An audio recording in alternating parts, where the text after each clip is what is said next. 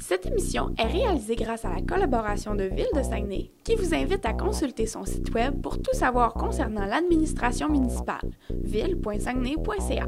Bonjour à tous et à toutes et bienvenue à ce troisième épisode de la saison 2 de Sport Épique. Aujourd'hui, le thème, la vitesse.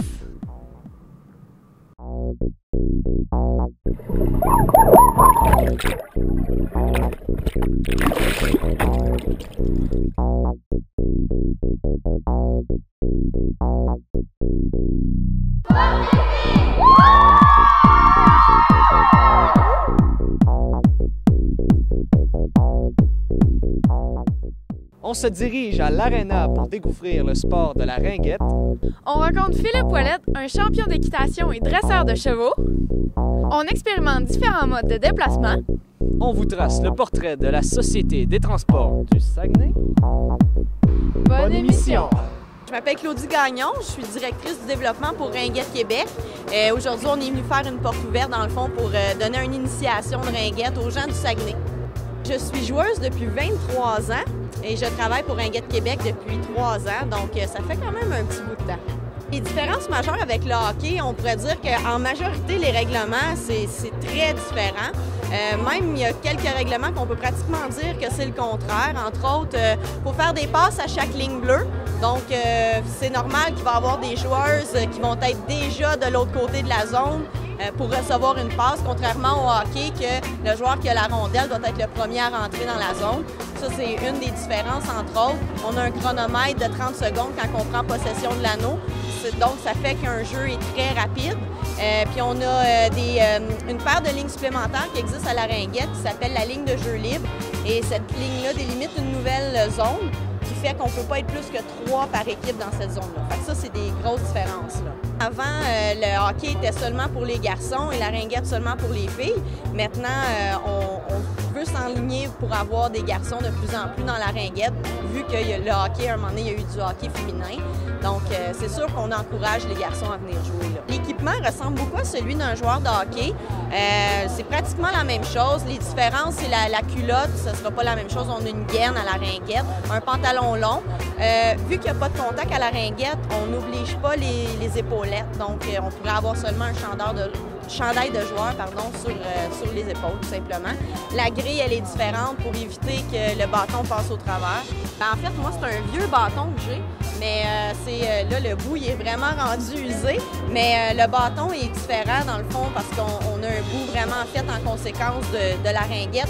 Le bâton est fait plus en biseau, donc on ne pourrait pas prendre un bâton de hockey, recycler puis faire un bâton de ringuette avec. C'est vraiment un bâton qu'on achète en magasin. Il y a des compagnies qui se spécialisent là-dedans. C'est-tu la première fois que tu fais de la ringuette? Ouais. Comment tu trouves ça? Ben, au début, c'est difficile, mais à la fin, c'est mieux. Vous avez déjà patiné? Ouais. Ça fait combien de temps que tu patines? 6 ans. 6 ans? À cause du hockey? Ouais, à cause du hockey. Tu joues au hockey? Ouais. C'est quoi que tu préfères, le hockey ou la ringuette?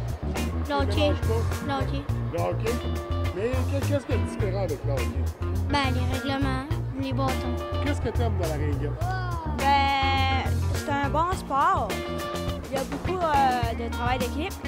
C'est pas mal différent de le hockey. Pas mal différent dans quel sens? Qu'est-ce qui est différent? Ben, les bâtons sont pas pareils. Les règles sont pas pareilles. Comment tu t'appelles? Johan?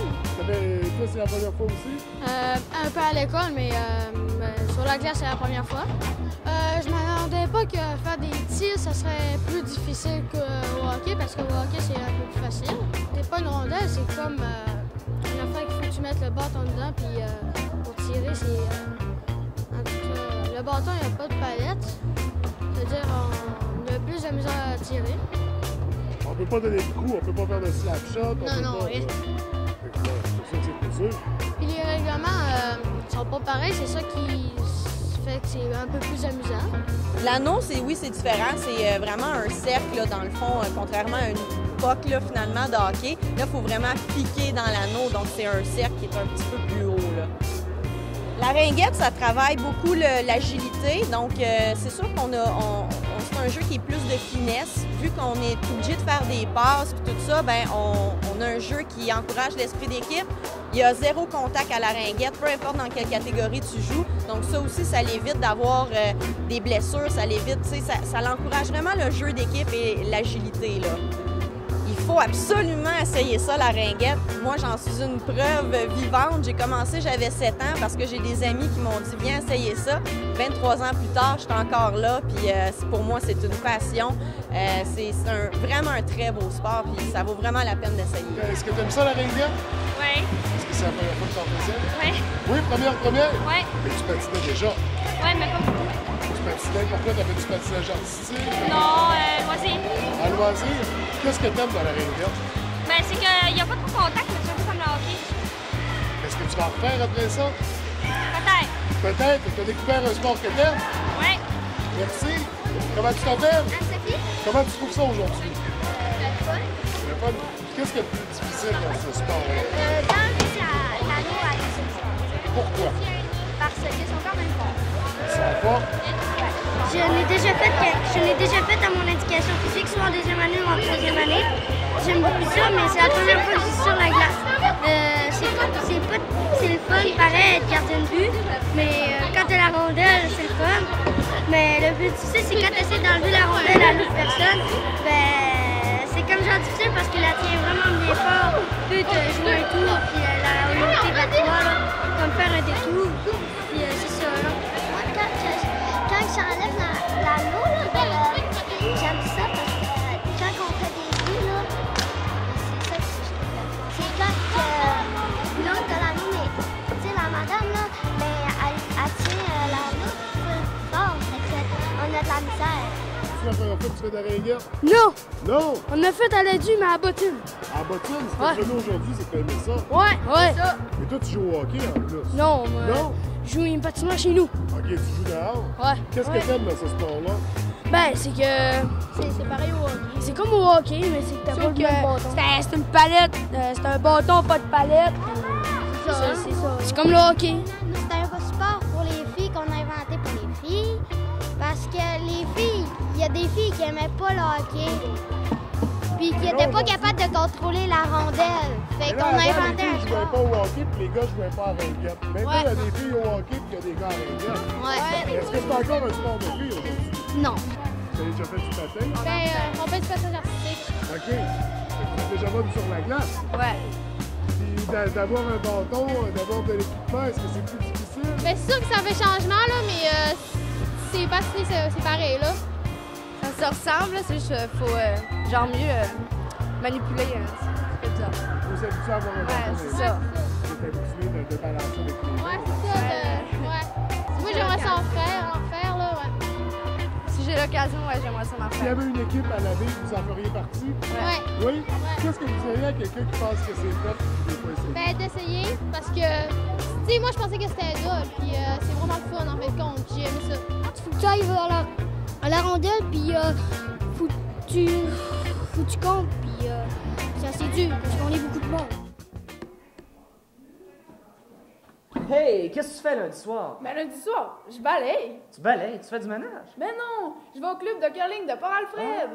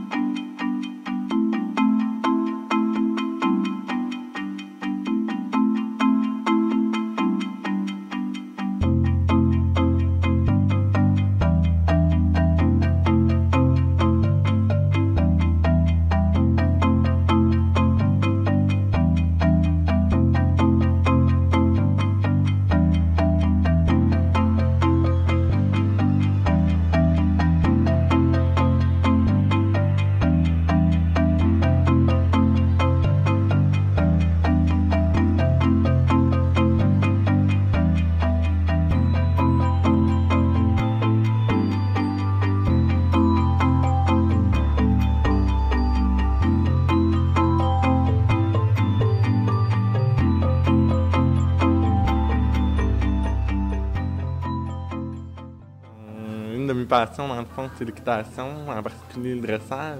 Donc, ça, c'est mon cheval mystère. C'est mon partenaire depuis plusieurs années déjà, donc on a fait plusieurs compétitions. Ça fait environ une dizaine d'années. Au début, ça c'est le cheval de ma mère. Donc ma mère a acheté une Mystère. Et puis moi je l'ai comme suivi à l'écurie. Puis à un moment donné, j'ai vraiment mordu, si on veut, à l'hameçon. Et puis par la suite, là, j'ai approfondi là, mes connaissances, mes habiletés pour pouvoir compétitionner sur le circuit national. Une compétition en dressage, c'est un test. C'est standardisé. Il y a différents niveaux selon le niveau de progression que tu attends. Donc, par niveau, le degré de difficulté augmente toujours. Et puis, ça, c'est un test qui dure à peu près 5 minutes. Tu es jugé par des juges.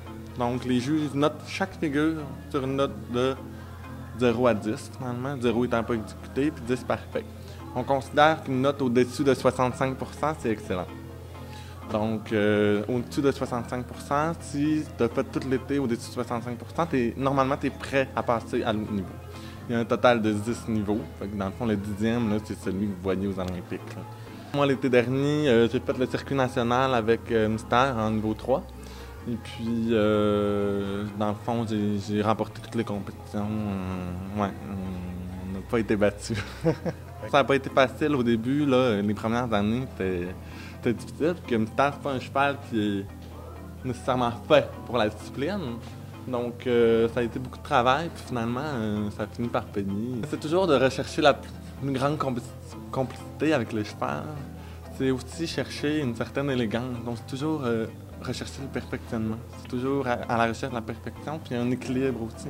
Il y a tout plein de qualités qu'il faut garder. Il ne faut pas que le cheval soit trop puissant. Il faut qu'il soit souple. Faut qu'il soit... Donc, c'est comme un peu danser le tango. Il faut que tout soit orchestré, tout cadencé pour montrer finalement une belle exécution. Puis qu'il soit... Donc, c'est beaucoup de petits détails. Puis, travailler avec le cheval en soi, c'est une belle expérience. Ça permet d'apprendre plus sur nous-mêmes aussi, au niveau de notre personnalité, sa personnalité à lui. Des fois, on s'entend pas, il faut réussir à s'entendre. Donc, c'est tout le temps un cheminement et des remises en question que ça nous apporte. Moi, actuellement, je fais à peu près 5 pratiques par semaine. Donc, c'est des mondes qui durent à peu près 1 heure. Et puis, je me fais coacher 1 fois par semaine. Donc, j'ai ma coach 1 fois par semaine avec moi. Puis les 4 autres fois ou 5 autres fois, moi, je viens, puis je monte tout seul. Puis c'est moi qui gère en fonction de « Ah, aujourd'hui, il manque un peu de ça. Je vais aller travailler un peu mon impulsion. Je vais aller travailler telle figure. » Et puis, ouais. Moi, je viens à tous les jours ici, là. J'en monte d'autres aussi, des chevaux. Ça, c'est le mien. Et tantôt, vous allez en voir un autre. Et puis, ouais, c'est ça. Donc, moi, je viens tous les jours. Fait que ce serait que pour le brosser, pour le ressortir. Ouais. Ça prend beaucoup d'écoute pour pouvoir retirer le meilleur du cheval. Beaucoup, comme je disais, d'autocritique. Parce que souvent, on voit souvent ça dans le monde de l'équitation, des gens qui ne se regardent pas assez. Ça fait en sorte qu'ils blandent facilement sur le cheval. Et puis, finalement, ils se heurtent dans des murs parce que, évidemment, si on ne finit pas par se corriger, ben, à quelque part, ils vont arrêter de progresser ou ça va se mettre à moins bien dans les eaux. C'est pas toujours facile, c'est des animaux, on travaille avec des animaux, fait que c'est pas je pète sur le gaz, l'avance. Non, il faut toujours garder le mental du cheval avec soi, c'est beaucoup de travail à ce niveau-là. Là, maintenant, ça fait 10 ans que je monte Mystère, là, c'est comme un vieux couple. On se connaît par cœur, je sais que quand il y a telle réaction, il faut que je fasse telle chose. Quand on est avec des plus jeunes chevaux, quand on commence avec des nouveaux chevaux, des fois on explore. Ah, on fait telle réaction, on ajuste. Les chevaux, ils ont des personnalités complètement différentes. Tu ne les montes pas de la même façon non plus. Lui, je peux être plus intense, mettons, avec mes jambes, mais l'autre cheval, non, pas du tout. Il faut que je sois hyper doux. C'est vraiment des différences particulières. Comme lui, il est très, très souple, mais il manque un peu de puissance pour certaines figures. Tandis que mon autre, il est raide comme une barre. Fait qu'il manque de souplesse, mais il se tient vraiment bien. Fait que, si on veut, c'est plus facile qu'il se tienne. Quand on achète un cheval, on veille à ce qu'on fit un peu avec un cheval parce que si la complicité n'est pas là au départ, si on s'aime plus ou moins, C'est sûr que rendu à un niveau très, très, très élevé où il faut justement une relation très étroite, une collaboration qui est fine, bien, si on n'a pas ça au départ, l'intérêt, donc c'est sûr que c'est moins intéressant. Le dressage, c'est vraiment une discipline où tu peux évoluer, grandir. C'est plus subtil comme discipline que, exemple, le saut d'obstacle. Là, on voit beaucoup de jeunes qui font du saut d'obstacle, c'est plus populaire aussi, puis c'est plus visuel. Mais la subtilité en dressage fait vraiment en sorte que plus on a un œil exercé, plus on apprécie la discipline. Ça, c'est vraiment quelque chose de particulier. Bon, on s'en va au palais municipal. Ouais. Y a-tu que je vais appeler mon père pour venir avec moi? Ah, ben nous autres, on va marcher, là. C'est plus vite en char. Ben non. Ben non, on va juste au palais municipal. Non, moi, je suis d'accord avec Crash. Ouais, moi aussi. C'est ça, bon. Bon, ben, je vais appeler mon père. Bon, ben nous autres, on va marcher. C'est bon. Allez! Salut! Bon, je vais appeler mon père, moi.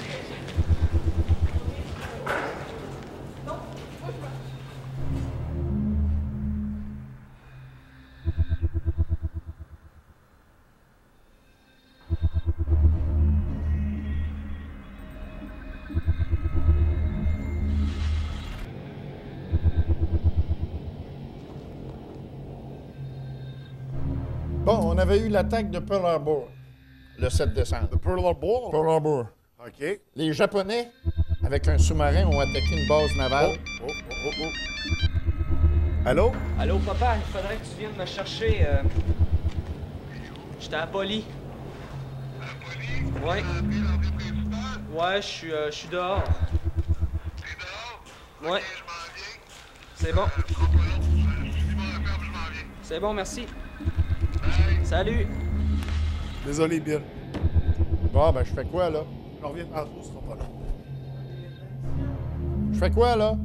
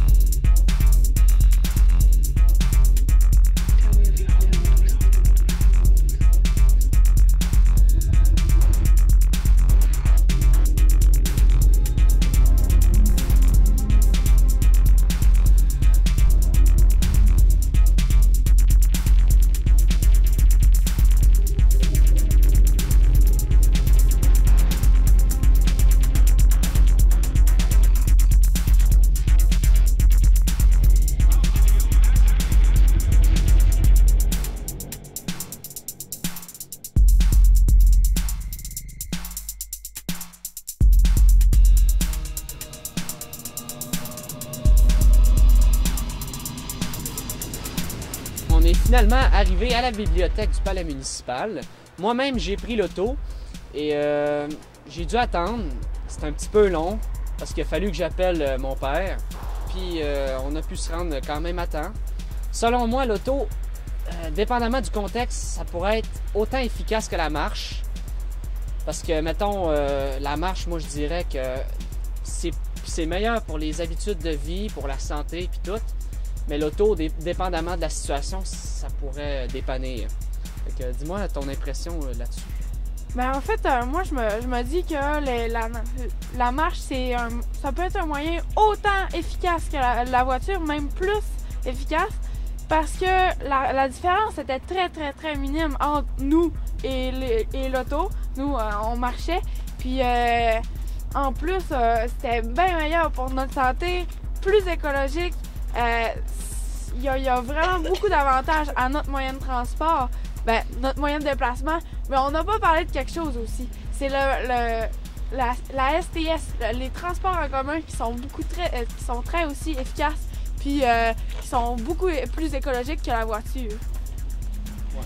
Sinon, pour résumer tout ça, peu importe le moyen de déplacement, un ou l'autre, les deux moyens peuvent être autant efficaces, tout dépendamment du contexte.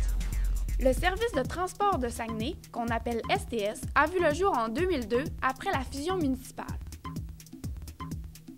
Avant la STS, le réseau se nommait CITS et il existait déjà depuis 34 ans. Saviez-vous qu'au Québec, on compte 15 sociétés de transport comparables? Le réseau de la STS est vaste et complexe. Il regroupe plusieurs municipalités, dont les arrondissements de Saguenay. Le réseau couvre ainsi la baie, Chicoutimi, Jonquière, La Terrière, Saint-Fulgence, Valin et Saint-Honoré. Mais avant de mettre les autobus en circulation dans les rues, il faut remonter jusqu'au centre administratif situé à Chicoutimi. C'est à partir de là que sont organisés les parcours. En effet, c'est au département de la répartition que l'on gère les circuits des autobus. On peut aussi suivre leurs déplacements en temps réel grâce à un système intelligent fonctionnant par GPS. On y retrouve aussi les moniteurs des caméras de surveillance installés aux 3 différents terminus du réseau afin d'assurer la sécurité des gens. De plus, saviez-vous que les terminus ont maintenant l'Internet sans fil? Ça rend l'attente beaucoup plus agréable. Bientôt, une application mobile sera accessible aux usagers afin de savoir où sont rendus les autobus, quel est leur parcours, à quelle heure ils arriveront à l'arrêt et plus encore. Dans le centre administratif, on retrouve aussi le garage principal où les autobus sont entreposés la nuit. Il peut en héberger jusqu'à 72 en même temps sur un total de 90 autobus.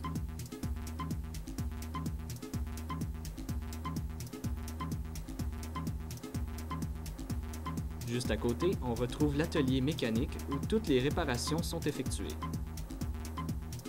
Des mécaniciens spécialisés s'assurent que les véhicules soient toujours en bon état, garantissant la sécurité des usagers.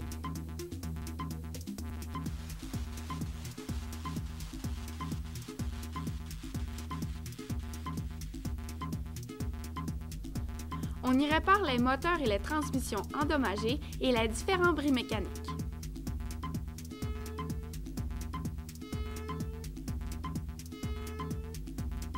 On y fait aussi les changements d'huile et de pneus, en plus de faire des examens complets.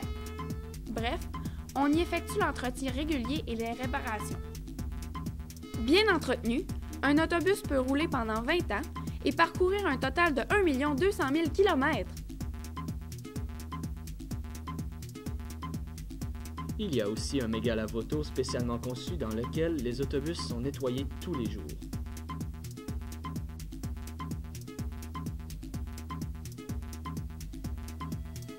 À Saguenay, on retrouve un système qui traite l'eau pour la réutiliser. On sauve donc 75% de la consommation en eau pour les lave-autobus. La STS offre un service de transport adapté 7 jours sur 7 pour répondre aux besoins de sa clientèle à mobilité réduite. Une équipe s'affaire à gérer ses transports quotidiennement. En 2012, Plus de 180 000 déplacements ont eu lieu pour le transport adapté. Voilà en gros comment fonctionne la Société des transports de Saguenay. Pour plus d'informations, visitez l'adresse à l'écran. C'est déjà tout pour cet épisode. On vous invite à venir rejoindre notre page Facebook. Alors à tous, on se revoit le mois prochain pour le prochain épisode de Sport Épique.